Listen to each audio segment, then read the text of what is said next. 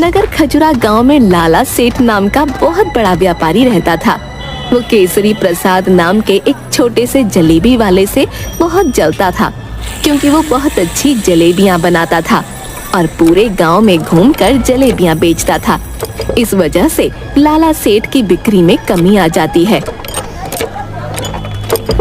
ये केसरी प्रसाद पूरे गांव में घूम घूम कर जलेबियां बढ़ता फिरता है और यहाँ मेरी दुकान पर ग्राहक कम हो जाते हैं। इसे तो मजा चखाना ही पड़ेगा। प्रसाद सुनो, अगर तुमने यह जलेबियों का धंधा बंद नहीं किया तो तुम सोच भी नहीं पाओगे कि मैं तुम्हारे साथ क्या कर सकता हूँ।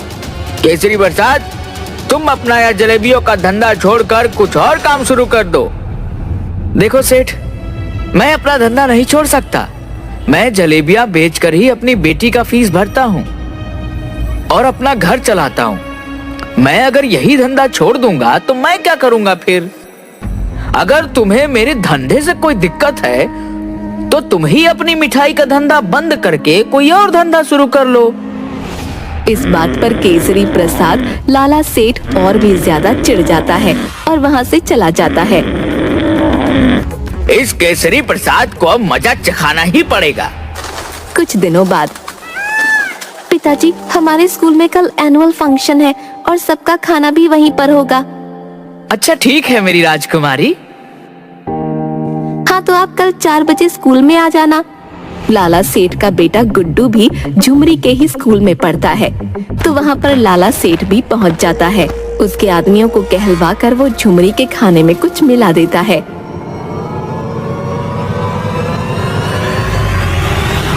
जिस वजह से झुमरी बीमार हो जाती है। रात को झुमरी, पिताजी, मेरे पेट में बहुत जोरों का दर्द हो रहा है, और फिर वो उल्टी कर देती है। अरे बेटा, क्या हुआ?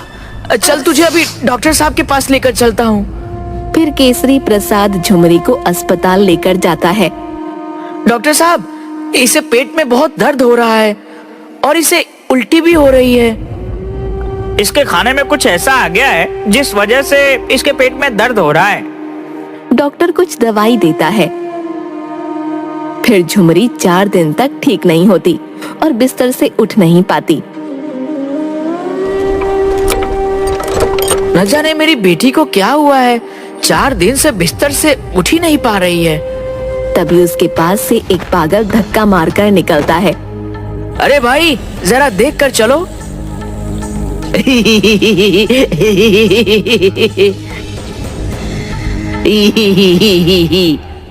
तुम्हें खाना है तो खा लो। पर इसमें दवाई मिली है ना? क्या? अरे नहीं नहीं भाई, इसमें कोई दवाई नहीं मिली है, खा लो। ये मैंने खुद अपने हाथों से बनाई है। अरे नहीं, वह है ना, वो मोटा सेठ, उसने इसमें दवाई मिलाई थी। तभी वहाँ झुमरी आ जाती है।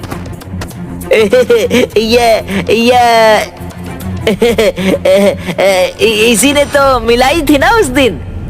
क्या? किसने मिलाई थी दवाई? उस मोटे सेठ ने उस दिन मिठाई में कुछ मिला दिया था।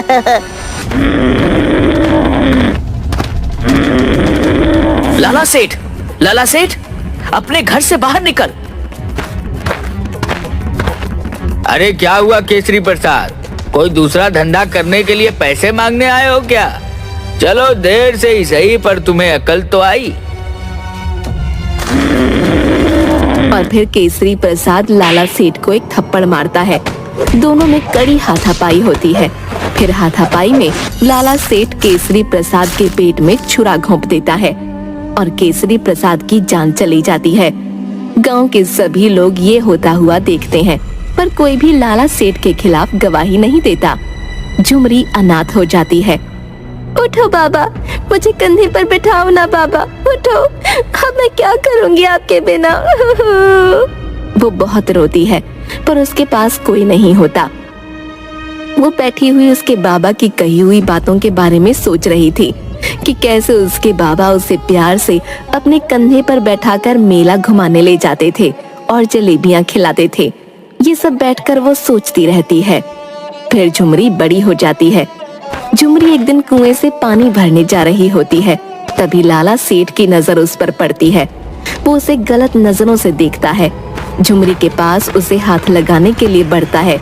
तभी झुमरी उसके सिर पर पानी का घड़ा फोड़ देती है। वहाँ खड़ी सभी औरतें ये देखकर हंसने लगती हैं। अरे वाह रे झुमरी, अच्छा हुआ, इसे तो ऐसे ही मारना चाहिए। फिर सभी औरतें मिलकर उसे मारने लगती हैं।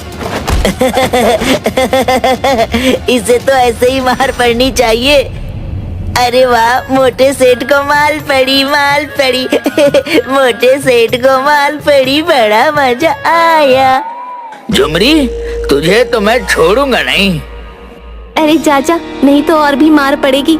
लाला सेठ कुछ बड़बड़ाते हुए वहाँ से निकल जाता है। अगले दिन गांव में फिर से वही पुरानी जलेबियों की खुशबू आने लगती है।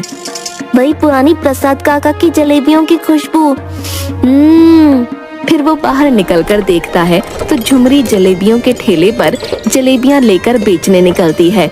देखते ही देखते झुमरी की बहुत सारी जलेबियां बिक जाती हैं। अरे वाह बेटा, तुम्हारी जलेबियां तो प्रसाद की जलेबियों से भी बहुत स्वादिष्ट है। अरे वाह जलेबी, मैं तो आज जलेबी खाऊंगा। जलेबी ई ई ई ई ई। और अजीब तरह से जलेबी खाने लगता है।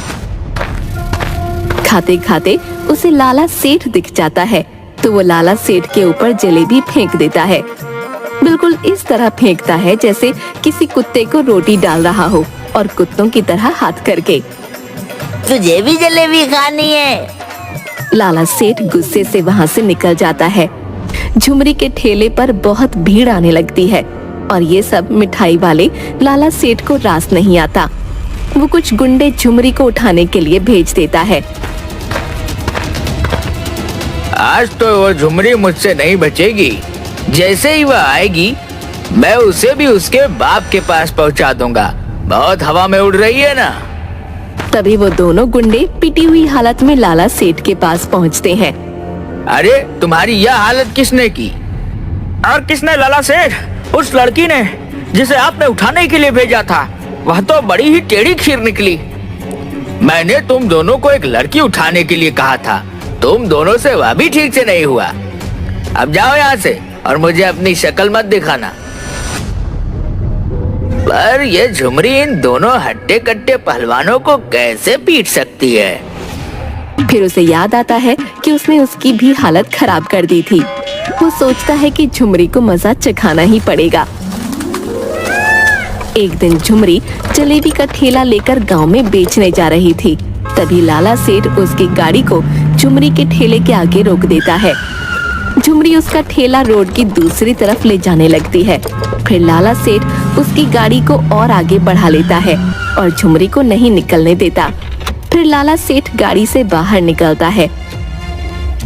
ए झुमरी, देख, तेरी मेरे सामने कोई औकात नहीं है। तू चुपचाप अपनी जलेबियों की दुकान, अरे नहीं, अपने जलेबियों का ठेला लेकर यहाँ से दफा हो जाओ और अपने ठेले को बंद कर दे, नहीं तो मैं इस ठेले को और तुझे कहीं का नहीं छोड़ूंगा।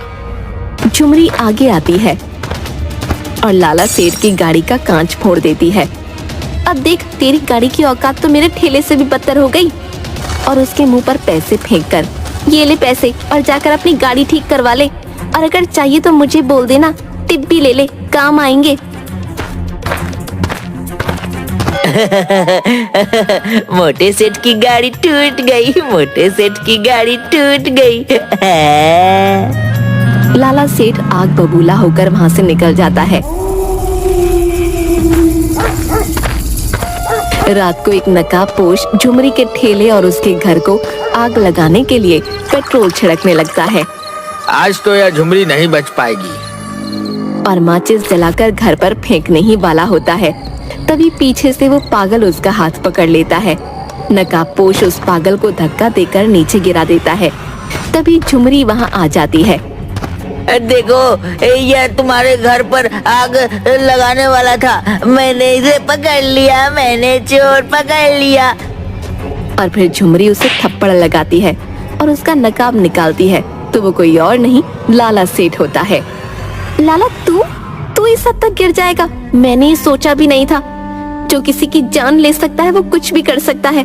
ए झुमरी, तुझे क्या लगता है मैं तुझे ऐसे ही छोड़ दूंगा? तुझे तो मैं तेरे बाबा के पास पहुंचा कर ही रहूंगा। उसे भी मैंने बहुत धमकियां दी थी, पर वह सीधी तरह नहीं माना। फिर मैंने उसका पत्ता काट दिया, पर अब तूने भी मेरी नाक में दम कर दिया है। मैं तुझे भी नहीं छोड़ूंगा। और ये पागल, आज तो यह भी मेरे हाथों से मरेगा। और फिर लाला सेठ चाकू निकालकर झुमरी को मारने के लिए आगे बढ़ता है। तभी वो पागल सीधा खड़ा हो जाता है और लाला सेठ का हाथ पकड़ लेता है और चाकू नीचे फेंक देता है। लाला सेठ को वो एक थप्पड़ मारकर नीचे गिरा देता है। लाला सेठ का थप्पड़ की वजह से सिर चकराने लगता है और उसके कानों से खून निकलने लगता है। हवलदार, पकड़ लो इस लाला सेठ को और बंद कर दो हवालात में।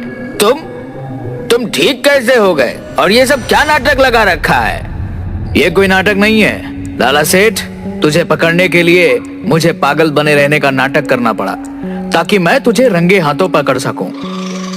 ये देख, तेरे किए हुए सारे गुनाहों के सबूत, ये फोटो। हाँ लाला सेठ, तुझे क्या लगा था मैं अकेली हूँ? मेरा साथ देने वाला कोई नहीं। जब तूने मेरे पिताजी को दुकान बंद करने के लिए धमकाया था, तब मैं अकेली बगीचे में बैठी हुई रो रही थी। तब इंस्पेक्टर जुगनू मेरे पास आए और मुझसे पूछा। अरे क्या हुआ गुड़िया रानी? कुछ नहीं, वो मोटा मिठाई वाला, वो मेरे पिताजी को रोज धमकाता है और उन्हें जलेबियां बेचने के लिए मना करता है। उस मोटे सेठ की वजह से मेरा भी कोई दोस्त नहीं बनता। अच्छा, तो आज से मैं तुम्हारा दोस्त, पर तुम्हें उस मोटे सेठ को पकड़ने में मेरी मदद करनी पड़ेगी। तभी से मैं पागल बनकर तुम्हारे खिलाफ सबूत इकट्ठा कर रहा था। फिर कुछ दिनों के लिए काम की वजह से मुझे बाहर जाना पड़ा, पर जब मैं गांव में आया तब मुझे पता चला कि झुमरी के पिताजी की किसी ने हत्या कर दी, पर तुम्हारे खिलाफ किसी ने भी गवाही नहीं दी। तभी से मैं झुमरी की मदद करता हूं और तेरे उन भाड़ों के गुंडों से भी मैंने ही इसे बचाया था। और फिर इंस्पेक्टर जुगनू लाला सेठ को जेल में बंद कर देता है।